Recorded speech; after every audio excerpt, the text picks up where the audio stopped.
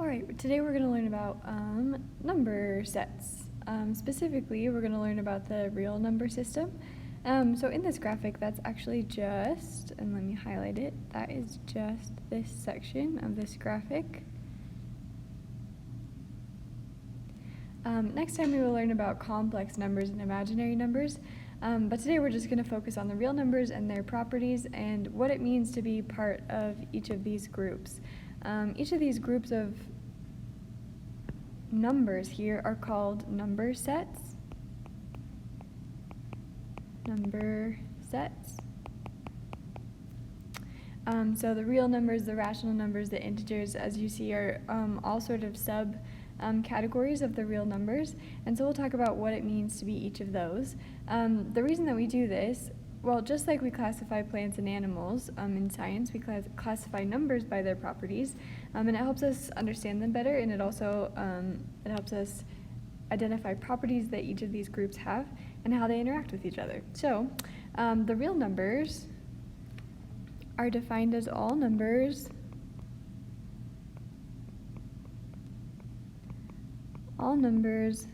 with no imaginary part. This definition sounds kind of silly because you're not super familiar with what imaginary numbers are yet. More on that later.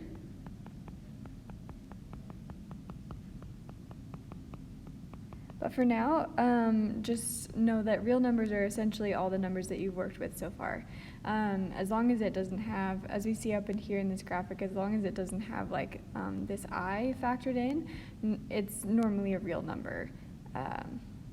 So anyway, real numbers is where we've hung out for basically most of our lives at this point. And the reason that we focus so much on the real numbers is because they have really nice properties and interact really well with each other.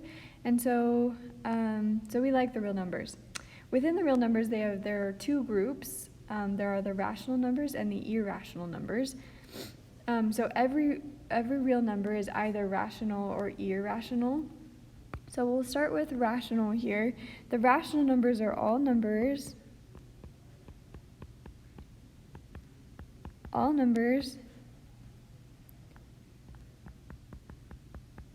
that can be written as a fraction of integers.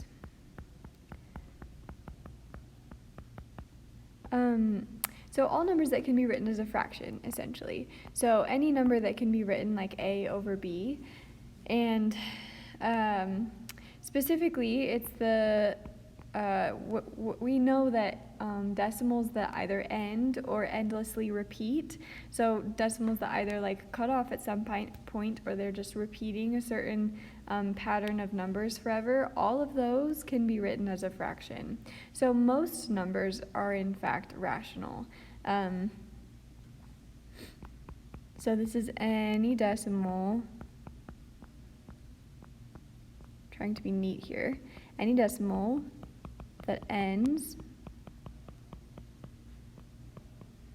or repeats. And that's important. Let's highlight that. Any decimal, oh, and I didn't put an S on ends. You get what I mean. Any decimal that ends or repeats. So a couple of examples are like 3.5 or 79 or 10.33 repeating or negative 52.2. All of those, that seems like just a bunch of random numbers, and that's because it really is. Most numbers that we deal with are rational. The kind of oddballs, in fact, are actually the irrational numbers, and these we define as all numbers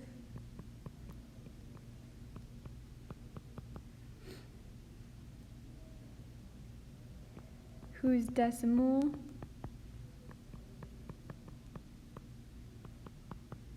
never ends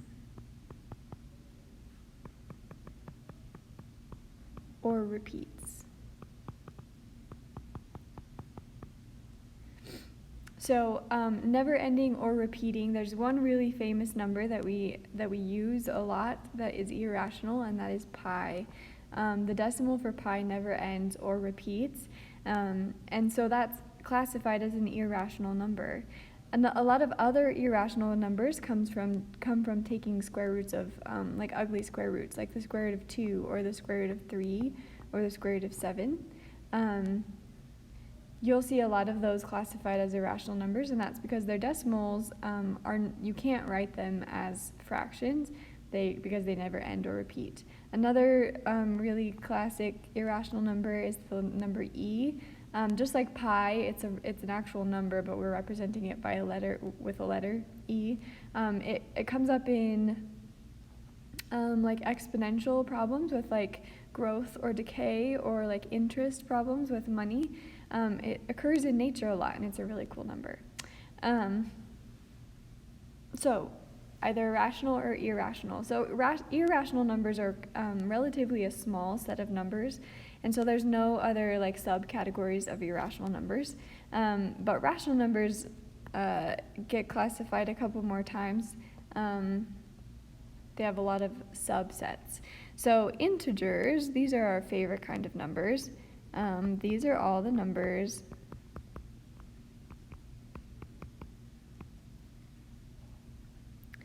with no fractional part.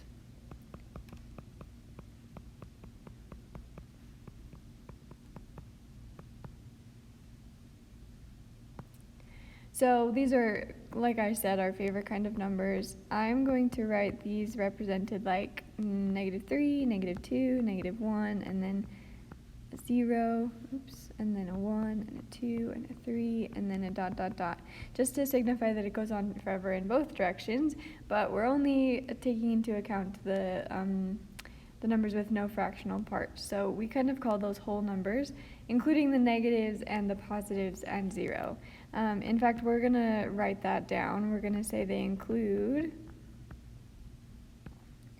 the negatives, the positives, and 0.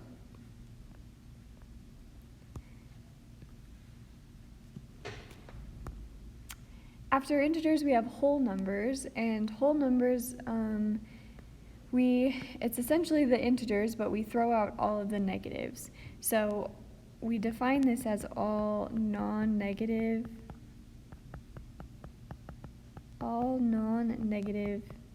integers.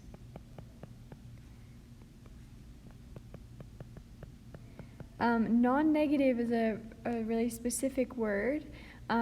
When you think about 0, 0 is not a negative number. It's not positive necessarily, but it's not negative, and therefore it is included in the whole number set. So the whole numbers start from 0 and they go up from there. So these include the positives and 0, but we threw out all of the negatives. And the natural numbers, let's pick a different color. The natural numbers, what have I not used yet? Pink. The natural numbers are all the positive integers. And you might notice these ones start at 1 and then go up from there. We call them the natural numbers because these are like, I think of them like caveman numbers. Like these are the counting numbers. Like we can count like 2 sheep or 3 trees or 1 piece of meat, right? But 0 is not really a counting number, and so the only actually difference between whole numbers and natural numbers is 0.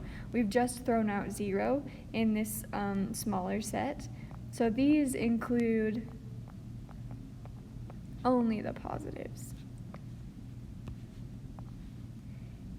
Each time we go down from one set, we're throwing out a certain bunch of numbers, right? So from rational numbers to integers, we throw out all of the fractional, the numbers with fractional parts, which is a very significant number of them, right? From integers to whole numbers, we threw out all of the negatives, which is also pretty significant. And then from whole numbers to natural numbers, we threw out only one single number, and that was 0. We are missing 0 in this last set.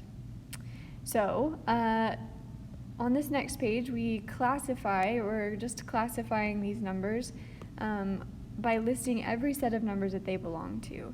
And so I'm going to give something away. All 3 of these numbers, 6.5, pi, and -2, they're all real numbers. So I'm just going to go ahead and put those right down because I know that all of them are real. And again, we'll talk about non-real numbers more next time. 6.5 can also be classified as a rational number. Remember that the difference between rational and irrational is whether or not the decimal ends or repeats. This one ends after 5, and therefore it has to be rational. Pi was one of our specific examples of an irrational number. So that's irrational. And in fact, since there's no other subcategories of irrational, that's where that one ends. And in fact, we can't go to the next step on 6.5 either because 6.5 is not an integer, and so we can't go anymore. But the number -2 is rational, and it's also an integer.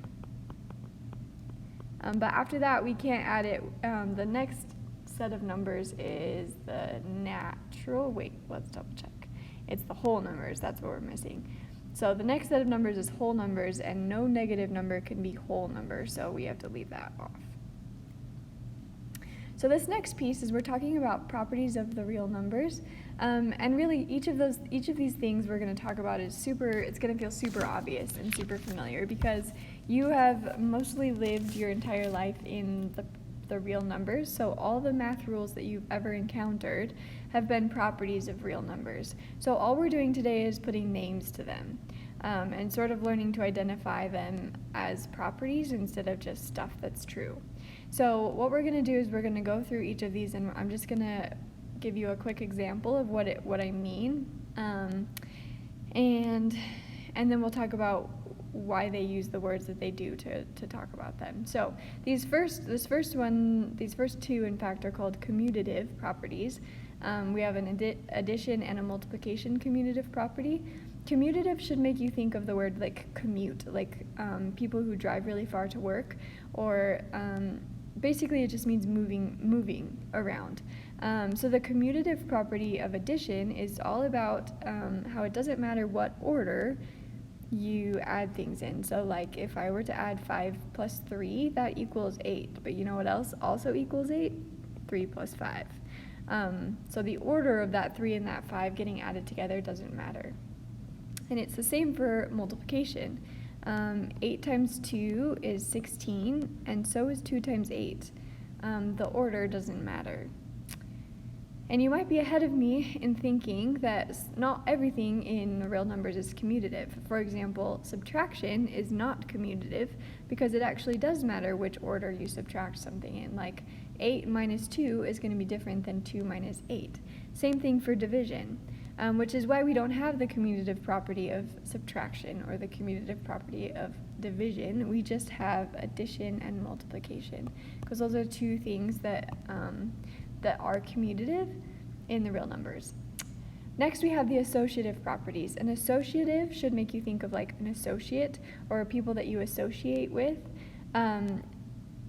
This is all about parentheses. It's about what we're doing first in order with these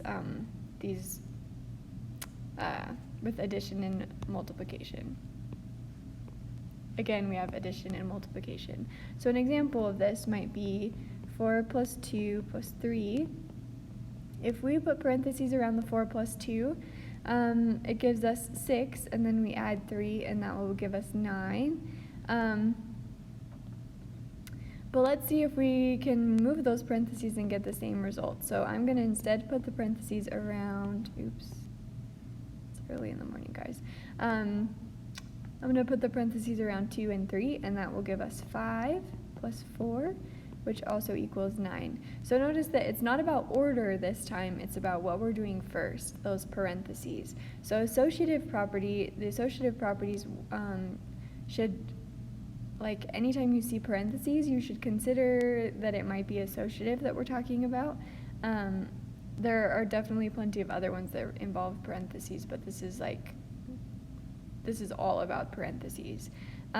Same thing for multiplication. If we do 4 times 2 times 3, and we do 4 times 2 first, and then multiply by 3, 4 times 2 is 8, times 3 is 24. But if we put those parentheses instead around the 2 and the 3, we end up getting 4 times 6, which is also 24. So notice that it doesn't matter what we're doing first. When we're multiplying 3 things together, we will still get the same answer. So associative, who you associate doesn't actually matter in multiplication and addition. Next we have the distributive property, and notice it's kind of an oddball. It doesn't have a partner like all the other ones do. Distributive is essentially just distribution. We normally only see distribution when there's variables involved, when we can't actually just do the parentheses first. And what I mean by that is often we see it like 2 parentheses x plus 4, like that. I'm going to do it with numbers because it makes it more clear. It makes it more clear that the distributive property actually works. So I'm just going to first do it like we would. Like I'm going to do 3 plus 4 first, because that seems really obvious. 3 plus 4 is 7, and then we can just multiply by 2, which gives us 14. So if we do this normally, we get 14. But let's try it with the distribution. If I multiply 2 by the 3 and then by the 4, I'll just do it because I don't have room. 2 times 3 is 6, and then 4 times 2 is 8. And that gives us 14 as well. 6 plus 8 is 14. So notice that it doesn't, like the distributive property functions just like normal.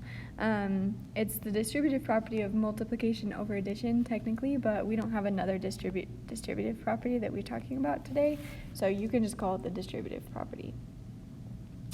The next two are the identity properties. We again have an additive and then a multiplicative identity properties. The identity properties are all about getting the same thing back, and I'm going to write that right here. Getting the same thing back. That's what these two properties are about. There is a magical number called 0 that if you add it to any number, you get the same thing back.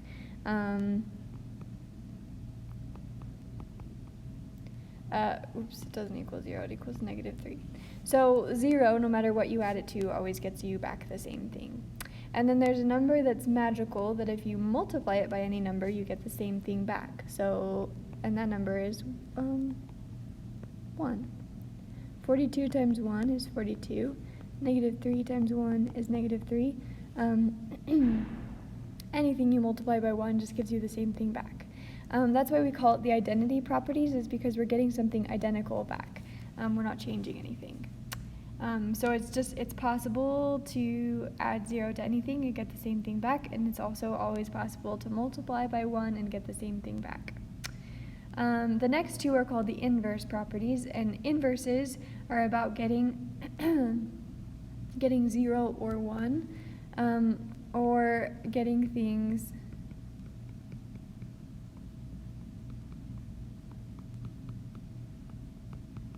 to cancel. We use the inverse properties a ton when we solve equations. We use it all the time. And so a lot of the solving equation things you'll see are inverse properties. And that's because when you have a number like 30, there is another number, and that number is -30, that when you add those two things together, you get 0, and therefore it cancels. And And the same thing is true for multiplication. If you have like 12, you can multiply it by 1 over 12 and it will give you 1 and therefore cancel. So this works for any number. You can even have a fraction like 2 over 3. If you multiply it by its inverse of 3 halves, you'll get 1. So those two are about getting things to cancel because we can undo whatever it was. So there's the additive property where it's adding, or multiplicative where it's multiplying. The last two are the zero properties. The multiplicative zero property is super easy. It's just that whenever you multiply by 0, you get 0. Literally anything you multiply by 0 will give you 0. Pi times 0 is 0. The last one is the zero product property, and we'll become real good friends with this guy when we do quadratics in a couple of weeks. But this property is just saying that there's no way to multiply two things and get 0 unless one of those things is 0. So if you have like 5x equals 0, you automatically know that x has to be 0 because there are two things being multiplied right there, and it equals 0, and therefore x has to be 0 because 5 is not 0. Same thing if you have like x times y equals 0, either x is 0, y is 0, or both. There's no way to multiply two non-zero things and get 0, right? One of them has to be 0. So we'll get to be really good friends with that guy later. He makes our lives real easy. So this next page, we have a bunch of examples of identifying properties. I am going to let you look at the examples on the notes on Canvas for this. You should be able to see what I'm seeing as you identify those properties. Last, we're going to talk about closure. And closure is probably something very new, different than the rest of this lesson. Most of that was probably pretty familiar. Closure is an idea that has to do with number sets and operations. So in order to decide on closure, you have to be thinking of a set of numbers and a certain operation. So it's super easy. It's way easier to explain when I'm speaking of a specific example. So I'm going to use the integers. The integers and addition. That's my set of numbers and my operation. So your job in thinking about closure, your job is to decide if it's possible to take two numbers in the integers in your number set, put them together using your operation, which is addition in this case. So take two integers, add them together. Is it possible, just taking two integers, adding them together, to get something that's outside of your number set? So in the integers, is it possible to take two integers, add them together, and get something that is not an integer? In this specific case, it's impossible to do that because integers are all whole numbers, right? And they have no fractional parts. So there's no way for us to add two integers together and get something that has a fractional part because everything we're starting with is already a whole number. And so this is closed. We call that closed.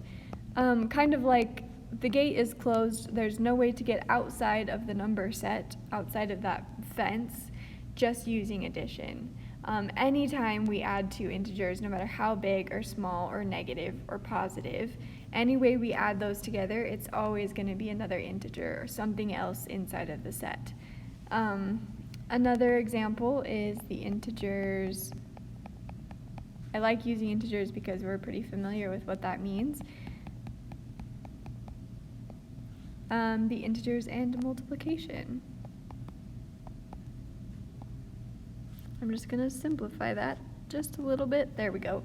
The integers and multiplication. Again, there's no way for us to take two integers, add or multiply them, and get something that has a fractional part. Because if you're multiplying, you're making copies of a certain number of thing or a certain thing, right? And if both of those things are whole already, there's no way to get something that has a fraction in it. So this is also a closed operation. And the way that we say that is the integers are closed on multiplication. And the integers are also closed on addition.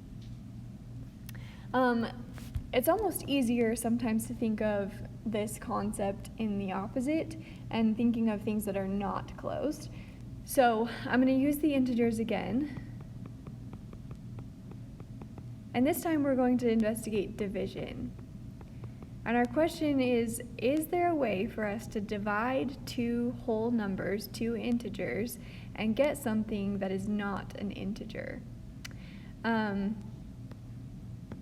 I want you to think about that for a second.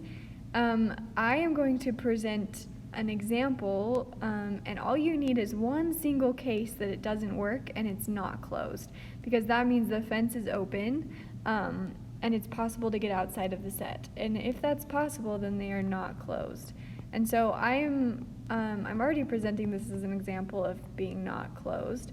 But here's my example. What about dividing the integers? Both of them are integers. What about dividing 1 and 2?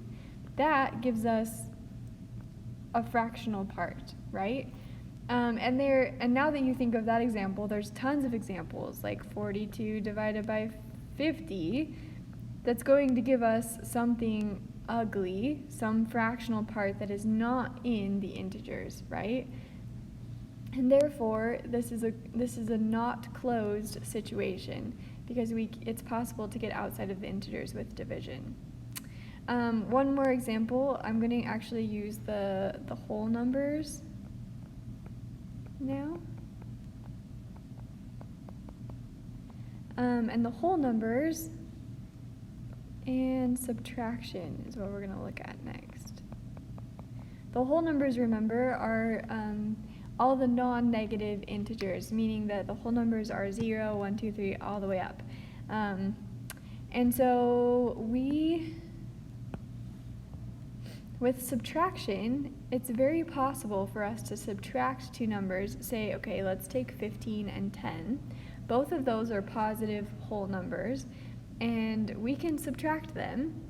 10 minus 15 gives us a negative 5, which, even though it doesn't have a fractional part, it's not a whole number, because whole numbers, we threw out all the negatives.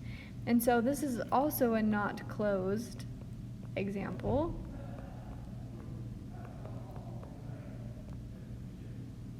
And the example we used was 15 minus 10 equals negative 5. And negative 5 is no longer a whole number, and therefore this relationship is not closed.